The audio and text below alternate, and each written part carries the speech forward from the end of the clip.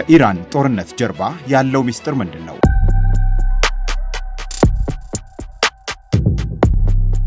ባለፈው ዓመት እስራኤልና አሜሪካ በኢራን ላይ የከፈቱት ጦርነት በ12ኛ ቀኑ ለምን ቆመ?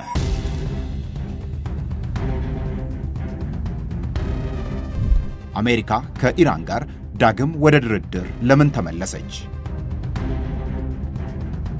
ዳግም ጦርነቱስ ለምን ሊነሳ ቻለ? የኢራን በጦርነቱ ለረጅም ጊዜ መቆየት ትልቁ ሚስጥር ምንድነው?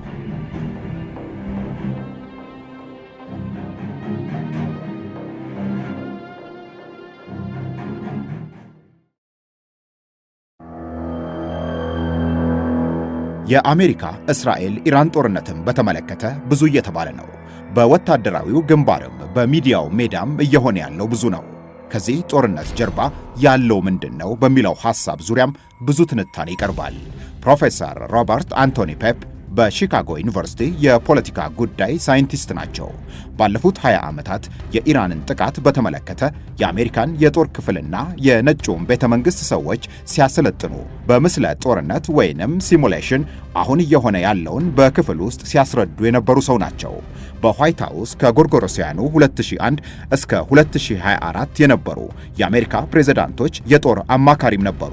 ይህ ጊዜ የመጀመሪያውን የፕሬዝዳንት ትራምፕ የስልጣን ዘመንንም ይጨምራል። እኚህ በአሜሪካ ምድር እጅግ የገነነ ስም ካላቸው የጦርነት ስትራቴጂስቶች አንዱ የሆኑ ሰው ከሰሞኑ ስቴቨን ባርትሌት ከተባለው ዘ ዲያሪ ኦፍ ኤ ሲኢኦ የተሰኘ ፕሮግራም አዘጋጅ ጋር ባደረጉት ቃለ መጠይቅ የአሜሪካና እስራኤል ኢራንን ጉዳይ ከማንም በተሻለ አውቀዋለሁ ብለው ከጦርነቱ ጀርባ ስላለው ሚስጥር የተፍታታ ሐሳብን አቅርበዋል። የኢራንን ጦርነት ለረጅም ዓመታት ስናስብበትና አሜሪካም ስትዘጋጅበት የነበረ መሆኑን የሚጠቅሱት ፕሮፌሰር ሮበርት ፔፕ ነገሩን ባለፈው ዓመት ሰኔ ወር አሜሪካ ቢቱ ቦምብ ጣዮችን ተጠቅማ የኢራንን የኒውክሌር ጣቢያዎች ከደበደበችበት ጊዜ አንስቶ ማየት እንደሚገባ ያብራራሉ። ልክ ከዛ ድብደባ በኋላ አሜሪካ ጦርነቱ ከቁጥጥሯ ውጪ ወጣ ይላሉ። በራሳችን ሥራ ምክንያት የአጣብቂኝ ወጥመድ ውስጥ ገብተናል። የዚህ ወጥመድ ትልቁ ተጽዕኖ ደግሞ ተልእኮውን እኛ መቆጣጠር እንዳንችል አድርጎናል። ነገሩ የሚጀምረው ባለፈው ቅዳሜ ድብደባው ሲጀመር አይደለም። ባለፈው ዓመት ሰኔ እነ ናታንዝና ፎርዶውን ስንመታ ነው። ያኔ የኒውክሌር ቁሱ የት እንዳለ የማወቅ ዕድላችንን አጣን።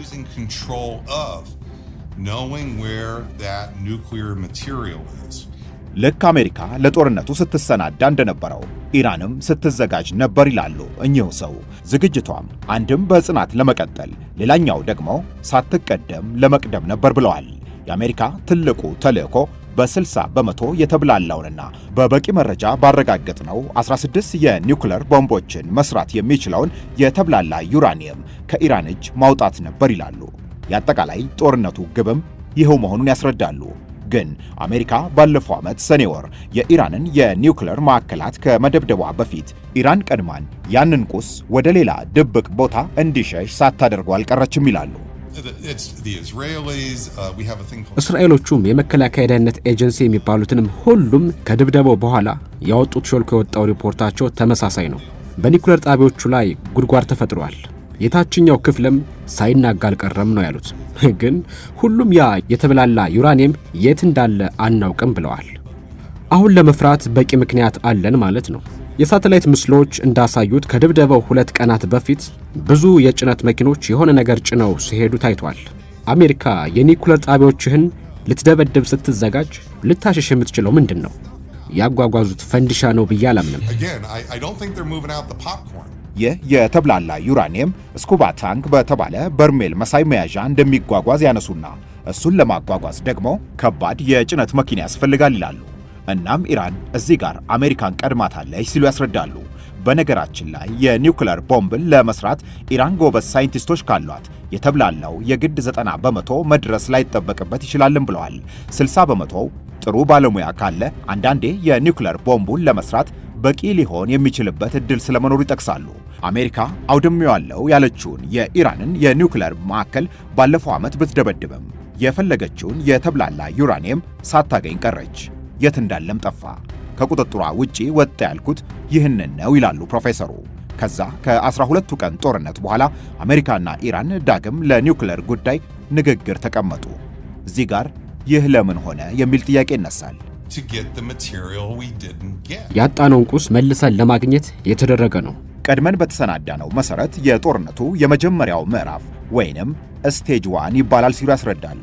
ከዚህ በኋላ በድብደባ ያጣችውን ዩራኒየም ማግኛ ሁለተኛ መንገድ መታሰቡን ያስረዳሉ። አሜሪካና እስራኤል ጦርነቱን ዳግም ከመጀመራቸው በፊት በነበሩት ጊዜያት የኒውክሌር ማዕከሎቹን መደብደብ የሚለውን ሐሳባቸውን ትተው በኢራን የሥርዓት ለውጥ ማምጣት የሚል ሌላ ሐሳብን ደጋግመው ያነሱ ነበር።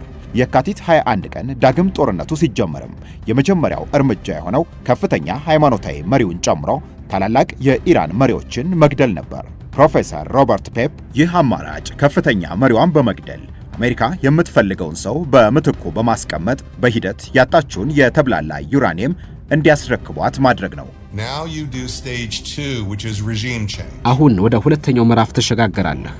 ያም ስርዓቱን መቀየር ነው። ምክንያቱም ቀድመህ ኢላማዎቹን ደብድበሃል።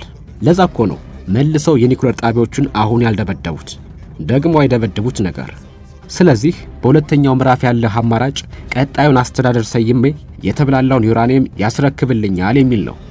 ያም መንገድ ግን አልሰራም። የኢራንን ስርዓት በደንብ ካለመረዳት፣ በሌላ በኩል በእርምጃ ወቅት ሊተኩ የሚችሉትን አማራጭ ሰዎችም አብረው እርምጃ ስለተወሰደባቸው ይህ መንገድ የሚሳካ አይነት አለመሆኑን ይጠቅሳሉ። እናም በሟቹ አያቶላ አሊ ኻሜኒ ምትክ በኒውክሌር ጉዳይ አቋማቸው የበለጠ አደገኛ የሆኑት ሰው ልጃቸው ሞጅታባ ካህሜኒ ተተኩ ይላሉ። ይህ ሁለተኛው የአሜሪካ ስህተት መሆኑን ይገልጻሉ። በምክንያትነት የሚያነሱት ደግሞ የኢራን የአብዮታዊ ዘብ የጦር ክፍልን ነው። ኢራን በጦሯ ውስጥ 1 ሚሊዮን የጦር ኃይል አላት። ያ አሜሪካም ካላት በላይ ነው። እኛ ወደ 300 ሚሊዮን ህዝብ ነን። እነሱ 92 ሚሊዮን ህዝብ ሆነው ከዛ ውስጥ 1 ሚሊዮን ወታደር ነው። ከዛ ውስጥ ከ150 እስከ 200 ሺህ የሚሆኑት የአብዮታዊ ዘብ አባላት ናቸው።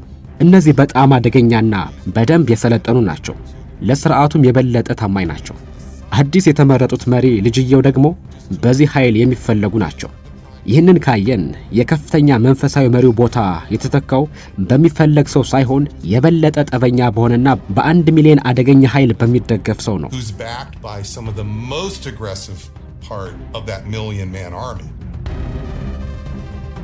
በሌላ በኩል ባለፈው ዓመት በነበረው የእስራኤል ኢራን የ12ቱ ቀን ጦርነት አሜሪካ የኒውክሌር ጣቢያዎቹን ብትደበድብም ኢራን ግን ልክ አሁን እያደረገች እንዳለችው የአሜሪካ የወታደራዊ ሰፈሮችን ኢላማ አላደረገችም ነበር። ትልቁ ትኩረቷም እስራኤልን መደብደብ ነበር። ይህ መታየት ያለበት በኢራን ጦርነቱን የማስፋፋት እቅድ መነጽር መሆኑን ይጠቅሳሉ። በዛ መለኪያ ይህ እርምጃ የመጀመሪያው ጦርነቱን የማስፋፋት ተግባር ወይንም ስቴጅ 1 የሚባለው ነው ይላሉ። አሁን ግን ኢራን ለሁለተኛ ጊዜ ጦርነት ሲከፈትባት ተመሳሳይ መንገድን አልተከተለችም። ጦርነቱ ማስፋፋት ወደ ስቴጅ 2 ሁለተኛው ምዕራፍ እንዲሸጋገር ለማድረግ ወስናለች ይላሉ።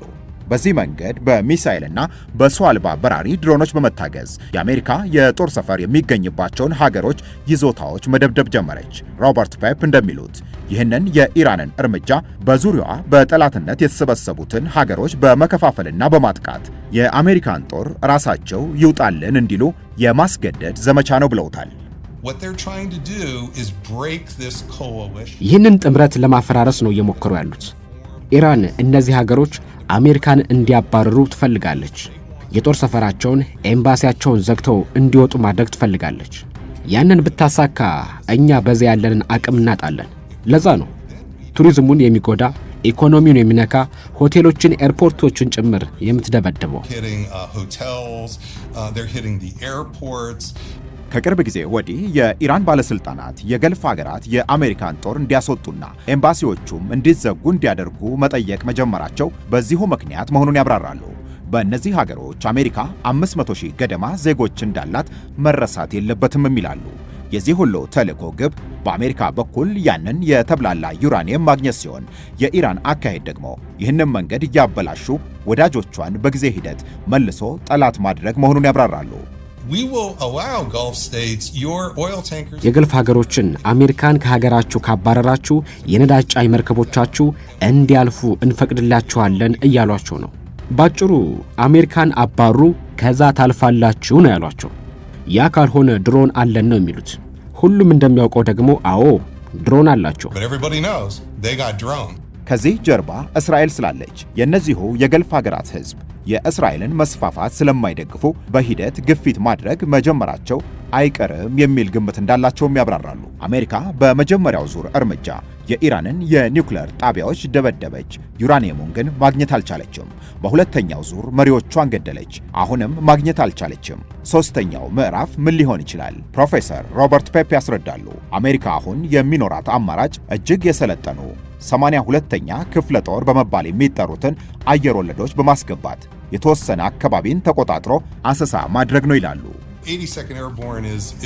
82ኛ የአየር ወለድ ክፍለ ጦር በተለየ ሁኔታ የሚታጠቅ እጅግ የሰለጠነ ነው።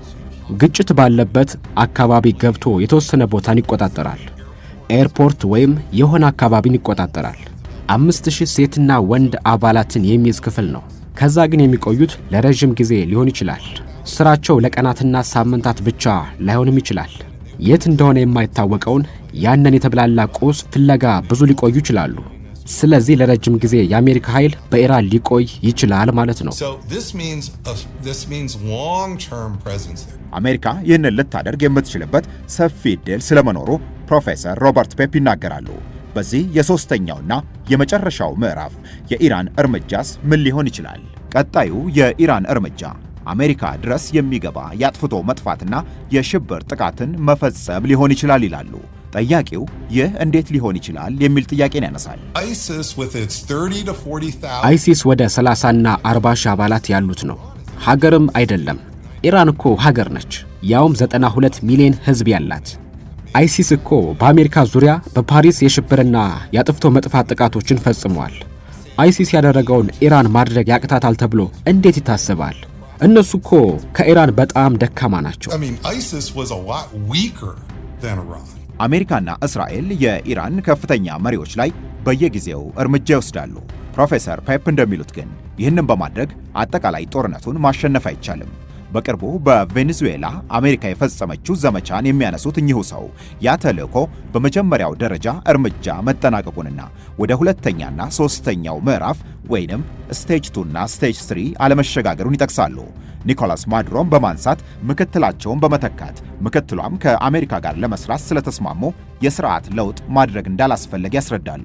የኢራን ግን ከዚህ የተለየ መሆኑን ይጠቅሱና ተጨማሪ ጥፋትን ለማስቀረት ፕሬዝዳንት ትራምፕ ቢያደርጉ የሚበጀው ብለው ሐሳባቸውን ይዘረዝራሉ። ውድቀትን መቀነስ ነው። ከዛ ፖለቲካዊ ኪሳራውን መቀበል ነው። ወደ ኋላ መመለስ ነው። ያ ማለት ወታደራዊ ኃይልን መመለስ ነው። የእውነት ማቆም ከታሰበ እነዛን የአውሮፕላን ተሸካሚዎች ወደ ኤዥያ ወይንም ወደ አሜሪካ ማጓጓዝ ይጠይቃል። የመጀመሪያው ምርጫ የድብደባ ዘመቻውን ማቆም ነው። ካልሆነ የበለጠ ለሳምንታት በጦርነት እየገፉ መሄድ ነው። ይህንን መሪ ገደልኩት እያሉ ሌላ የበለጠው የተተካ መቀጠል ነው። ትራምፕን እኔ ነውጠኛው ልጅ ነው የምላቸው። አሁን የሆነውን ቀድመው የገመቱ አይመስለኝም። በዚህ ሁኔታ የሚሻለው ፖለቲካዊ ኪሳራውን ለመቀበል መቁረጥ ነው። ምክንያቱም የግማሽ ዘመን ምርጫ እየደረሰ ነው። ኢራን አሁን ተገፍታም ሆነ ፈልጋ የኒውክሌር ቦምብን ለመታጠቅ መጣደፉ አይቀርም የሚሉት ፕሮፌሰር ሮበርት ፔፕ አሁን የኢራን ምርጫ መደብደቤ ካልቀረ ታጥቄ ራሴን ልከላከል የሚል ይሆናል ይላሉ። አካሄዷም እነ አሜሪካና እስራኤል እንደሚሉት አንድ ወይንም ሁለት ቦምብ ሰርቶ አንዱን ወደ ኒውዮርክ ሌላኛውን ወደ ቴል አቪቭ ለመተኮስ አይደለም ሲሉ ያስረዳሉ። አካሄዷ የሰሜን ኮሪያ አይነት መሆኑንም ይጠቅሳሉ። አንዴ ለመተኮስማ 16 ቦምብ የሚሰራ ዩራኒየምን ማብላላት አይጠበቅባትም ነበር የሚል ነው መከራከሪያቸው። የሰሜን ኮሪያ ዕቅድ ምንድነው? ብዙ ቦምብ በአንድ ጊዜ ነው የሰሩት። ለምሳሌ 5 ቦምብ ሰሩ እንበል። የመጀመሪያው ወደ አንዱ ተራራቸው ለሙከራ ይተኩሱታል። ከዛኛ እነዚህ የማይረቡ ተኮሱት እንላለን። ከዛ ሁለተኛውን ይሞክራሉ። አሁንም ወደ ተራራው ነው የሚተኩሱት። አሜሪካ የመጀመሪያውን ቦምብ ሂሮሺማ ላይ ስትጥል ማንም ሰው ሌላ ስለመኖሩ አላወቀም ነበር። ሁለተኛውን ስናስከትል ግን ማንም ሶስተኛና አራተኛውን ለማየት አልፈለገም። በቃ ሌላም እንዳለ ግልጽ ያደርገዋል። በዛ መንገድ ነው ሰሜን ኮሪያ ራሷን ያስከበረችው፣ የመሪዋን መገደልም ያስቆመችው። ሰሜን ኮሪያ በአሁኑ ሰዓት ቢያንስ 60 የኒውክሌር ቦምብ ያላት ሀገር ነች ይሉና አንድም ሰው መሪዋን ሊነካ አያስበውም ይላሉ። ስለዚህ ኢራን የኒውክሌር ባለቤት ለመሆን ብታስብና ብትሯሯጥ ትክክለኛ አካሄድና አስተሳሰብ መሆኑን ያብራራሉ። ለምንድን ነው አሜሪካ የኒውክሌር ቦምብ ባለቤት ሀገር የሆነችው? ክፉ ሀገር ስለሆን ነው እንዴ? ለደህንነታችን ስንል ነው ያስፈለገን። ታዲያ ኢራን ለደህንነቷ ስትል የማትፈልገው ለምንድን ነው? ለኢራን መቀጠል ትልቁ መተማመኛዋ የኒውክሌር መሳሪያ ነው። ይህንን ሁሉ አማራጭ በደረድርም ፕሬዝዳንት ትራምፕ ግን ወደ ኢራን እግረኛ ሊያስገቡ ይችላሉ የሚል እምነቴ 75 በመቶ ነው ይላሉ። ያ ከሆነ ግን ከረጅም ጊዜም በኋላም ቢሆን በአፍጋኒስታንና በቪየትናም እንዲሁም በሌሎችም የአሜሪካ ጦር በገባባቸው ሀገሮች እንደሆነው ሁሉ አሜሪካ ትልቅ ውድቀትን ማስተናገዱ አይቀርም ብለዋል። በሌላ በኩል ጦርነቱን ከዚህ በላይ መግፋት የሚያዋጣ አይደለም ብሎ የትራምፕ አስተዳደር ቢወስን እንኳን የእስራኤልን ጥቃት ሊያስቆሙ ይችላሉ የሚለው አጠራጣሪ ጥያቄ እንደሆነ ያነሳሉ። ከዚህ በላይ ጦርነቱን እየገፉ መቀጠል፣ መሪዎቹን እየገደሉ ሌላን ከመተካት እግረኛ ኃይልን አስገብቶ ሌላ የበለጠ ጥፋትን ከማምጣት ውጪ የሚፈለገውን የተብላላ ዩራኒየም የማግኘቱን ግብ ማሳካት አይችልም ባይ ናቸው። እናም ከተቻለ ዳግም ወደ ድርድር በመመለስ የኢራንን የተብላላ ዩራኒየም ማግኘት፣ ካልተቻለ ደግሞ የኒውክሌር ፕሮግራሙን ለተወሰኑ ዓመታት ያክል ማዘግየት ከተቻለ የተሻለው አማራጭ ነው ይላሉ። ከጦርነቱ ጀርባ ያለው ሐቅም ይኸው ነው ባይ ናቸው። የአሜሪካው ታዋቂው የዋይት ሃውስ የጦርነት ስትራቴጂስት ፕሮፌሰር ሮበርት አንቶኒ ፔፕ